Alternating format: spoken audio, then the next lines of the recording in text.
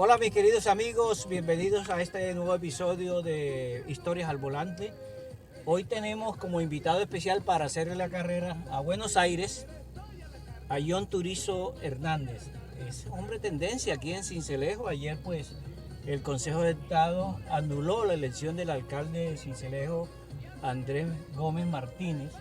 Y bueno, hoy estamos un día después y John ha sido invitado a casi que todas las emisoras, ¿no? Nosotros queremos conocer un poco de él. ¿Quién es John Turizo Hernández? Bienvenido, John. Gracias, Alfonso, por este chance que me das hoy. La ciudadanía, bueno, John Turizo es un joven de 29 años, padre de familia, casado. Soy abogado, un defensor de las causas sociales, de las causas justas. Por eso estudié Derecho con todas las dificultades, como la mayoría de jóvenes de bajos recursos en Colombia, ¿no? que se les hace bastante complejo volverse profesionales. ¿De dónde es ese apellido Turizo? Alfonso, el Turizo viene de Bolívar. Mi abuelo es de Sicuco. De allá viene ese apellido. Allá la mayoría de Turizos viene de Bolívar. Correcto. ¿Cómo llegan ustedes acá a Sincelejo? Bueno, mi abuelo vino acá vino aquí a trabajar, conoció a mi abuela y se casaron.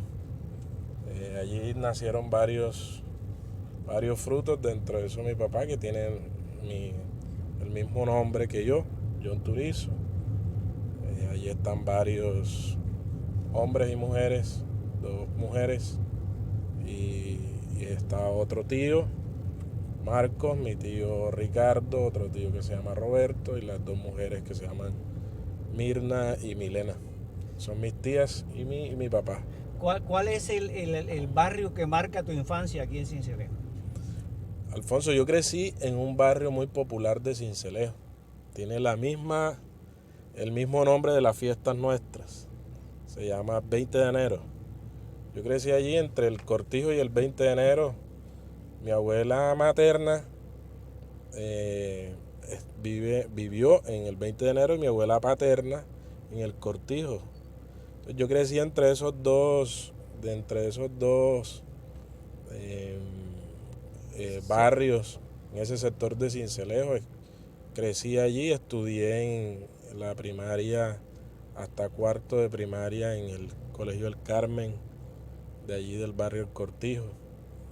Ese es el barrio en el que yo crecí, en el que me forjé, en el que mis padres, especialmente también mi abuela y mi abuelo materno y mis abuelos paternos también me enseñaron valores, principios, el respeto y sobre todo valorar lo que Dios nos ha dado. Bueno, estamos en uno de los semáforos que más demora. Casi todos los demoras. Da la sensación que en Sincelejo los semáforos dan más seguridad, pero retrasan mucho el transporte. Sí. Que es uno de los problemas de Sincelejo. Sí, creo que el tema de movilidad en Sincelejo es un tema neurálgico, un tema complejo. Fíjese, y aquí también hay un hueco que tiene como 20 años. ¿Cuál es ese que está allá? Ese de aquí. No, aquí hay cráter por todas partes. Sí, pero este es especial porque yo siempre lo he visto. Desde que tengo uso de razón he visto ese hueco ahí. Tiene muchos años. Bueno, siguiendo con el hilo de la conversación, ¿dónde estudias el bachillerato? Bueno, yo termino mi primaria allí en el quinto de primaria en el Colegio Carrenales. Luego paso a el Antonio Lenis. Yo estudió William Torres en ese colegio. Sí, yo pasé, entonces de allí, como tiene convenio con es una sede del Lenis, pasé al Antonio Lenis, séptimo y octavo. Luego paso a la normal. Cuando mi mamá se muda hacia la zona norte de Sincelejo, ya nos mudamos allá al barrio Los Andes, la urbanización que está en el sector norte, cerca de El Salvador. Allí me paso a la normal y termino el bachillerato en el Simón Araujo, 10º y 11º. ¿Por qué todo ese recorrido? Bueno, mi papá siempre trataba de exigirme académicamente.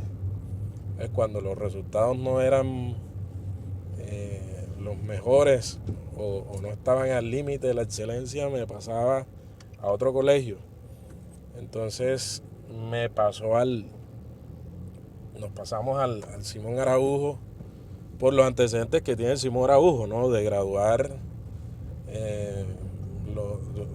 buenos estudiantes. Buenos bachilleres, sí, señor. Buenos bachilleres. Entonces me pasé al Simón Araujo, donde orgullosamente me gradué, fui personero estudiantil allí, en el Simón Ya Araujo. estaba como marcando tu tendencia, ¿no? De acuerdo.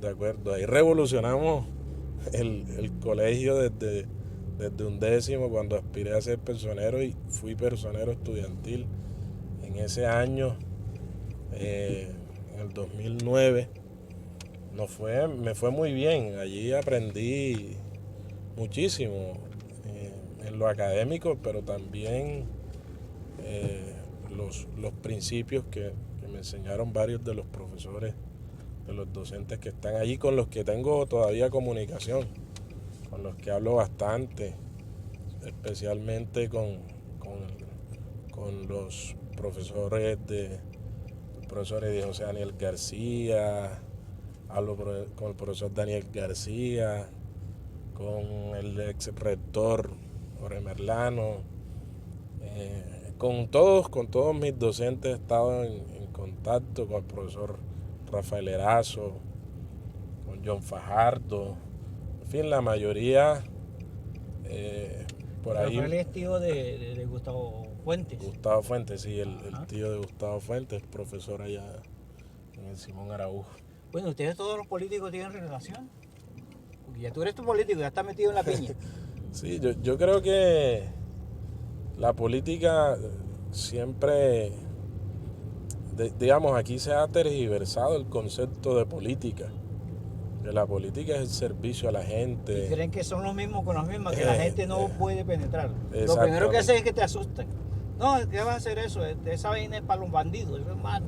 Sí. Y la familia, y han tergiversado el verdadero objetivo de la política. De acuerdo. Le han dado un sentido que no es. La política es bonita, la política es hermosa cuando se hace de manera transparente, Y yo correcta. diría que es como una enfermedad también. De acuerdo. Es como cuando el futbolista se enamora de su deporte, o como el beisbolista, o como el cantante. Nosotros llega un momento en el que amamos la política, el ejercicio de la política, que tiene varias formas de hacerla. La forma nuestra ha sido sirviéndole a la gente y haciendo control social. Es decir, haciendo unas denuncias bien sustentadas, haciéndole control político a la administración, al consejo, incluso a nivel departamental. Entonces yo creo que independientemente de la connotación que se le haya dado a la política, nosotros hemos hecho un ejercicio sano, que es político pero también es ciudadano.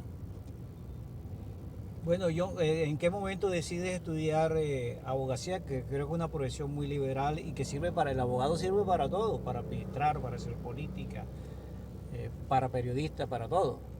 Sí, fíjese, don Alfonso, que yo primero estudié regencia en farmacia en la Universidad de Sucre, pero no terminé, quedé en el 4º semestre por dificultades económicas, como le sucede a muchos de los jóvenes de Colombia. Empecé, era semipresencial. Yo soy padre de familia de 3 niños. ¿Te has rendido, verdad? Sí, señor. Mi esposa y yo tenemos 3 hijos. Ansi, que tiene ya 12 años, sigue Belén, que tiene 6, y sigue Moisés, que va a cumplir 4 años. Cuando tuve a Belén, a Esther, Ansi Esther, Son 2 hembras y un varón. sí, señor, tenía yo 17 años y apenas estaba entrando a la Universidad de Sucre. En ese momento bueno, le toca a uno poner en una balanza o es resolver los temas del hambre, de la comida de la casa, El diario, exactamente el el día a día, o era seguir estudiando y terminar mi carrera en la Universidad de Sucre. De manera que no pude terminar, y estando un día, bueno, yo siempre quise estudiar Derecho, siempre. Cuando niño quise ser médico en realidad, pero una vez tuve uso de razón en el colegio, eh, eh, se levantó mi pasión por defender los derechos inicialmente allá de los estudiantes del Simón Araújo, y en ese sentido me orienté por la defensa de la gente. Entonces, después de un año sin estudiar, decidí, ya las condiciones eran distintas, ya uno no le tocaba pensar en tanta cosa que resolver, sino que se va minimizando en la medida que uno va avanzando, se va minimizando las dificultades. Y bueno, Dios bendito siempre ha estado conmigo y me ha ayudado a resolver los temas familiares, personales, laborales. Entonces allí decidí empezar a estudiar Derecho y inicié y culminé en la Corporación Universitaria Antonio José de Sucre, Corpus Sucre, aquí en Sincelejo. Bueno, ¿cómo ha sido el ejercicio profesional que está combinando eso de ser líder social, que es una labor muy riesgosa, ¿no? ¿Y cómo combinas lo de la profesión de un pueblo, pues una ciudad pequeña como Sincelejo, donde las dificultades por la relación directa con todos pueden ser un riesgo, ¿no? Sí, hay una frase que no recuerdo a quién se la escuché, pero yo la aplico en mi vida. Miedo en algún momento tenemos casi todos los seres humanos. De alguna manera hay siempre un miedo, pero eso es distinto a ser cobarde. Y eso no está en mí, la cobardía no está en mí. Nosotros hemos enfrentado la corrupción, los hechos ilegales de frente. ¿Cuáles casos podemos señalar? Bueno, uno de los casos que más representativo fue la denuncia que hicimos contra el alcalde Andrés Gómez Martínez en plena pandemia, cuando celebró contratos destinados a comprar kits alimentarios. Él le gustaba y que paquetes nutricionales. Sí, lo que nosotros llamamos mercaditos. Los compró por encima. Se encontró con esa palabra y se engolosinó con la palabra. Sí. Me acuerdo que dijo: Cincelejano, le tengo una noticia. Los paquetes nutricionales salieron completos. Y tenía un sobrecosto del 29%. De acuerdo, entonces nosotros denunciamos que había un sobrecosto por más de 1.300 millones de pesos. Las autoridades nos dieron la razón. La Contraloría, la Procuraduría, Fiscalía. Estuvo suspendido 13 días. Estuvo suspendido por la Contraloría, y como se trataba de una sanción fiscal, y eso es que la gente lo critica mucho, pero es la ley que aplica hoy. Ajá. Infortunadamente, como era una sanción fiscal, es decir, de tipo financiera, una vez él devuelve el dinero, se le quita la sanción, y fue lo que ocurrió. Él usó una figura de liquidación de contratos para devolver el excedente, y allí pudo lograr que le quitaran la sanción. Sí reconoció que hubo una mordida, ¿no? Completamente, si no se hubiese usado la figura de liquidación de contratos para devolver. Ahí pasó como cuando Julio Guerra compró los libros. Exactamente, sé la y devolvió 800 millones de pesos. De acuerdo. Se repite y se repiten los actos de corrupción. De acuerdo. Esperemos que con este nuevo gobierno al que le hemos apostado a muchos colombianos, la cuestión sea distinta. John, bueno, y después inicias el proceso de revocatoria. ¿Eso se abortó definitivamente? Pues ya no es necesario, ¿no? No, en este momento ya no es necesario por lo que ocurrió. Pero sí iban dando. Sí, claro. Lo que ocurre es lo siguiente, don Alfonso. En Colombia la ley es ambivalente, es ambigua, es vacía en muchos aspectos, y le permite jugar a la gente con los tiempos. Y hay abogados expertos en dilatar procesos. no son expertos ni en administrativo, ni en penal, ni en ningún área del derecho, sino en dilatar procesos de todo tipo. Entonces, Andrés supo contratar a un señor que fue magistrado del Consejo Nacional Electoral, de hecho fue presidente del Consejo Nacional Electoral. Un cachaco. Sí, señor, de Bogotá. Una eminencia en los temas electorales, pero en realidad esa eminencia lo único que sabía era cómo hacer el tramoyo, Ajá. porque en realidad jugó con la ley y ha extendido los tiempos. Parece que aplicó el proceso que se venía contra el alcalde de Medellín. De Medellín, aplicó lo copió. Sí, y de hecho al hombre lo han contratado los demás alcaldes, fíjese, para que la Se ganó ciudadanía sepa. la lotería. Claro, está haciendo montones de plata con los alcaldes que tienen procesos de revocatoria. ¿Qué opinas tú del alcalde? ¿Es astuto? ¿Es un tipo ingenuo? ¿Estaba preparado para ser alcalde de Sincelejo? Bueno, los hechos hablan más que las palabras. Aquí el alcalde ha demostrado ser un incapaz. O sea, no tiene el talante, no tiene la formación, no tiene la capacidad de administrar una ciudad como Sincelejo de 600.000 millones de pesos anuales. Una ciudad que hoy por hoy está por encima del 70% de informalidad. Una ciudad donde reina infortunadamente los delitos que llaman la fiscalía los delitos menores, que no son delitos menores, del atraco, ese tipo de delitos reina hoy en Sincelejo. Vamos a ver la malla vial de Sincelejo destruida, aquí vamos. Las obras inconclusas. Es decir, el alcalde hoy no ha tenido la capacidad de gestionar un lápiz para Sincelejo. Bueno, estamos hablando con John Turizo, le estamos haciendo la carrera, estamos en pleno centro de Sincelejo. Sincelejo es una ciudad muy bonita, pero yo creo que a veces no lo observamos, ¿no? La arquitectura más republicana. Aquí hay unas 200 casas que son patrimonio, que es otro tema que está como olvidado.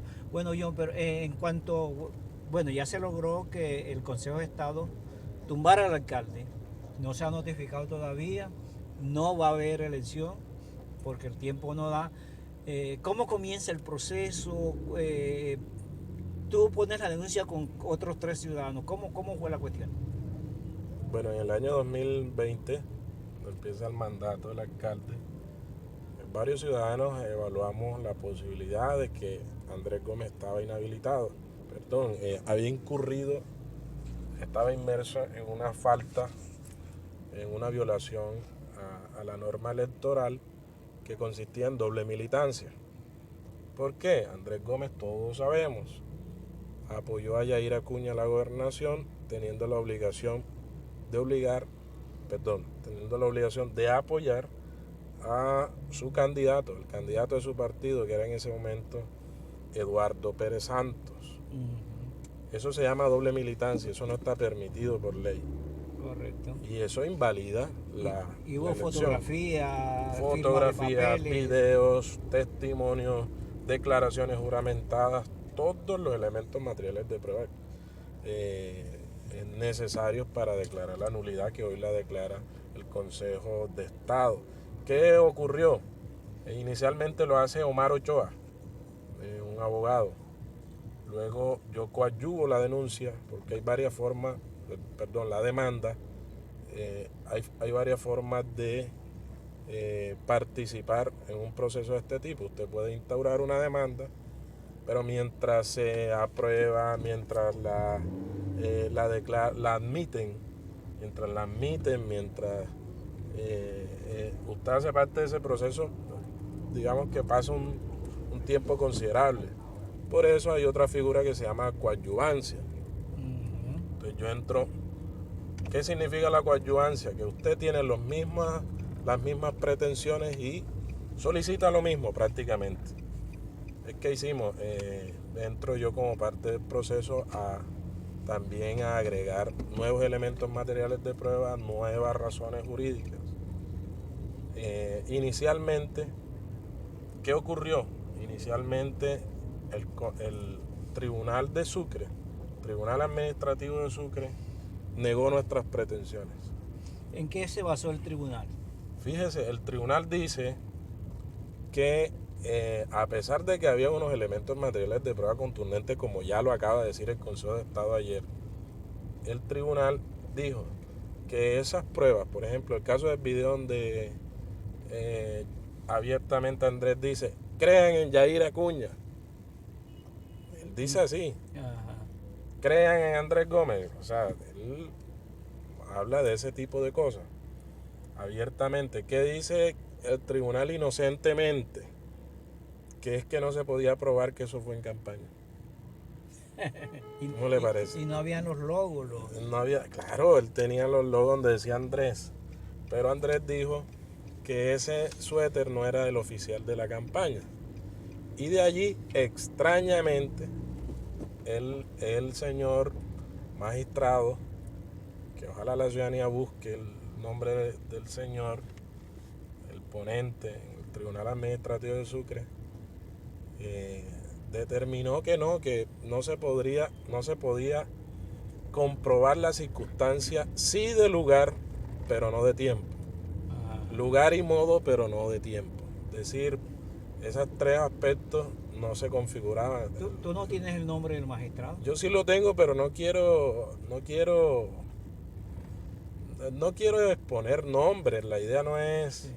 Pero nosotros sí consideramos la posibilidad de instaurar una denuncia por prevaricato contra este señor, porque es que no entendemos, no es lógico desde el punto de vista jurídico, cómo es que teniendo y en todo... este tiempo con tanta tecnología donde todo se sabe. Total. Entonces, la vida en directo prácticamente. Entonces fíjese, una de las conclusiones a las que llega el Consejo de Estado, ¿qué dice? La defensa de Andrés pone a los concejales a decir que la reunión no la promovió Andrés, sino los concejales. Por ende, Andrés no había incurrido en doble militancia. Pero por el otro lado dice que es que esa fotografía y esos videos no fueron en campaña política. ¿Sí me entiendes? O sea, no es lógico, y el mismo Consejo de Estado dice, entonces aquí se está contrariando la versión. Quiere decir que efectivamente las reuniones fueron en plena campaña electoral. Correcto. O sea, ellos dicen por un lado, no, es que eso no fue en campaña electoral, eso fue antes. Pero ¿qué dicen los concejales? Nosotros estábamos en campaña y eso lo hicimos, fuimos nosotros. O sea, por tratar de defenderlo, lo que hicieron fue dar la prueba que se necesitaba para demostrar la circunstancia de tiempo que hacía falta. Lo del Consejo de Estado ha sido rápido, ¿no? Relativamente. Relativamente, pero pudo ser más rápido. Infortunadamente, y vuelvo y lo repito, extrañamente, el Tribunal Administrativo de Sucre en 3 ocasiones tuvo el Consejo de Estado que solicitarle el expediente completo. No lo quería Don mandar. Alfonso. No lo enviaban completo. O sea, ahí hay un manejo Eso sesgado. está extraño, claro que sí. O sea, ilegal además. ¿Qué hacían en el Tribunal Administrativo de Sucre? Mandaron el expediente incompleto varias veces para que el Consejo de Estado dijera, no, es que está incompleto, no podemos revisarlo, no podemos tomar una decisión, por favor, Tribunal Administrativo de Sucre, envíenos el expediente completo. John, bueno, que ya está esto en proceso, el alcalde se va a ir, tiene 5 días para notificarse. ¿Qué va a pasar? Sí, en estos 5 días queda debidamente ejecutoriada la sentencia. Posteriormente se le notifica al gobernador, a la registraduría. De allí se nombra un alcalde encargado que lo hace el gobernador. Y luego vendrá un alcalde para terminar el periodo, que también lo escogerá el gobernador de una terna que mande el partido. Allí hay una duda jurídica. ¿Por qué? Porque esta decisión no es provisional, no es una decisión, no es una medida provisional, sino definitiva. ¿Sí? Entonces, los casos, por ejemplo, de Daniel Quintero. abren un proceso disciplinario en la Procuraduría de manera provisional y nombran a alguien de su partido como encargado. Pero en este caso es una decisión definitiva de pérdida, de declaración de nulidad de la elección. Entonces, ahí hay una duda que va a decir la registraduría sobre si va a elegirlo el gobernador de forma directa o va a considerar a los partidos, si es que el partido va a enviar una terna y de allí la escoge el gobernador. Bueno, parece que lo que viene es el efecto dominó porque hay una demanda contra los concejales de Sincelejo que dicen que puede llegar en cualquier momento. También, en el caso de los concejales también hay dos procesos. Uno disciplinario, del cual yo soy quejoso, Sí. que es ante el ente disciplinario, que es la Procuraduría, y hay otro proceso en la jurisdicción contencioso administrativo, que es el Tribunal de Sucre, pero que ya subió también al Consejo de Estado y está en revisión. Es muy posible, es muy probable que el Consejo de Estado también decida la pérdida de investidura de los concejales que participaron en la elección irregular de la señora Vivian, que era la contralora municipal. Entonces, son aires de cambio, don Alfonso. Yo creo... No, y se van a caer muchos alcaldes que estaban aguantados ahí con saliva, ¿no? De acuerdo, es que yo creo que independientemente de todos estos argumentos jurídicos, de todo... Los aguantó la anterior elección parlamentaria. Sí, de todos estos elementos, hay algo que es el mensaje a la gente de creer en las instituciones, de creer en la ley.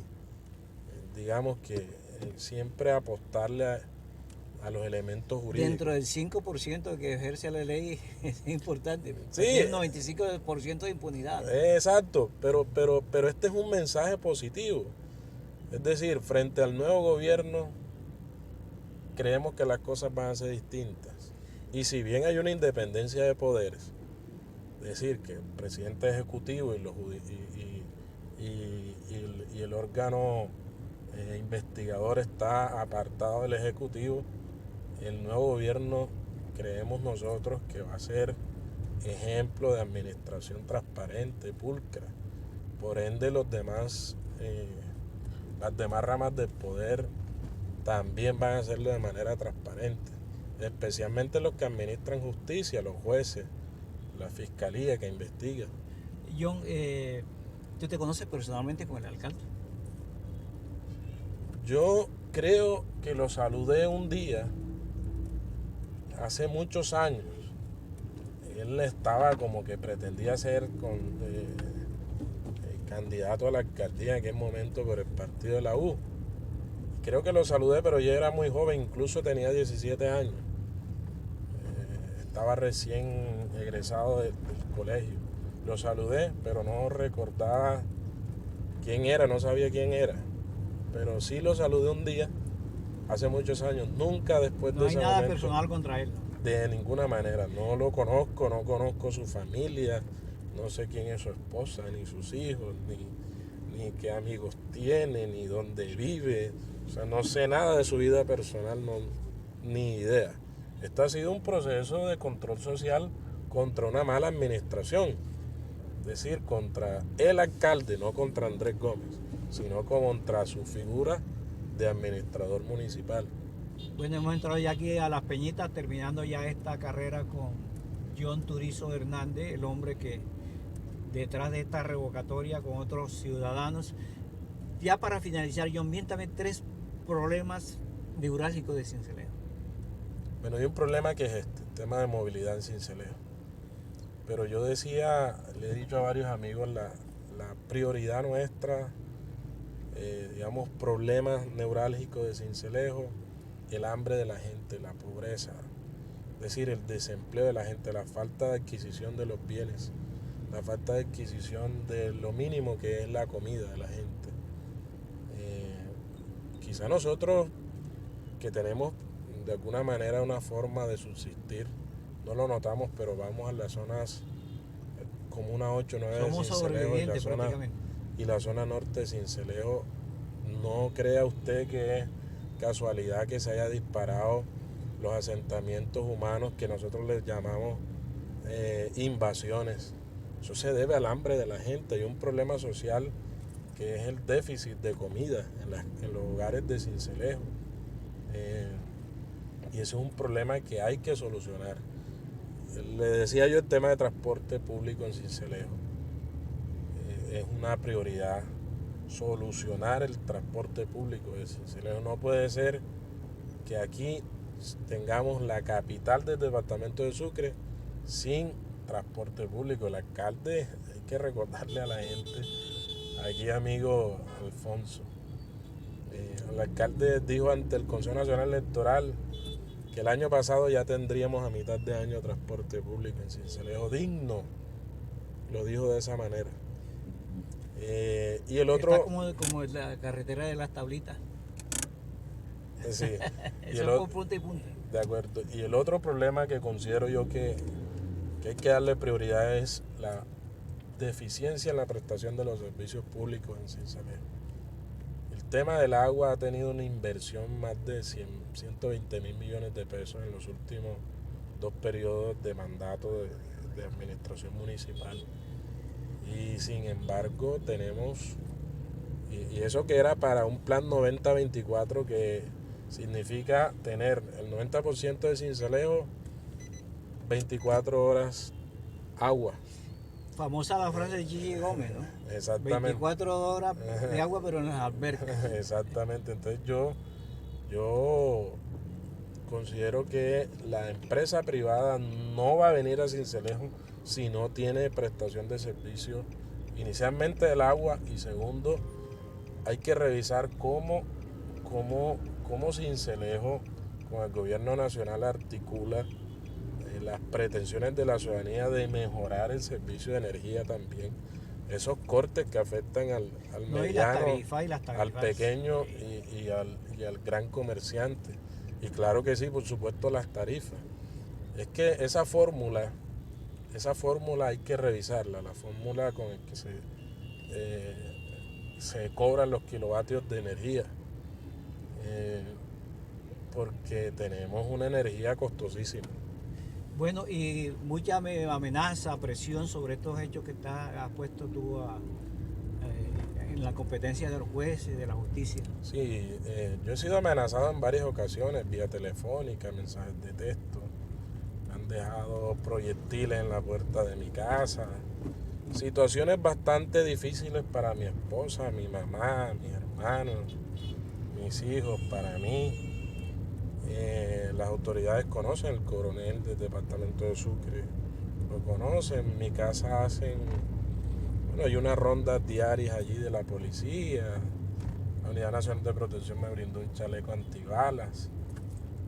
Cosas así que, digamos, es para minimizar el riesgo de perder la vida en esta labor que es compleja, bastante difícil y riesgosa. Pero yo hago lo pertinente, yo pongo en conocimiento de las autoridades los hechos, me hacen unas recomendaciones y yo las sigo. Pero eso no quiere decir, don Alfonso, que nosotros aquí no tengamos claro que eso ocurra. O sea, nosotros estamos preparados, que sabemos que aquí en el departamento de Sucre y en gran parte de Colombia ha gobernado la corrupción, clanes y casas politiqueras, casas políticas que lo que han hecho es saquear el erario, enriquecer sus arcas personales y bueno, eso incomoda a mucha gente lo que nosotros hacemos, pero lo tenemos claro, los riesgos que corremos, pero sin embargo hay que hacerle un llamado al nuevo gobierno. Ojalá con Gustavo Petro haya una mayor protección a los líderes sociales que son asesinados a diario en Colombia y a quienes hacemos este tipo de labor. Bueno, hemos llegado aquí a la avenida Ocala, ¿no? Es un convenio de 2 ciudades, que eso se quedó también en veremos. Ya estamos llegando al final de esta carrera. John, te deseamos mucho Alfonso, éxito. muchas gracias. Encantado y bueno, muchas gracias, don Alfonso. Que Dios te proteja y que logremos que Sincelejo salga de este ostracismo. Esperemos que sí. Muchas gracias.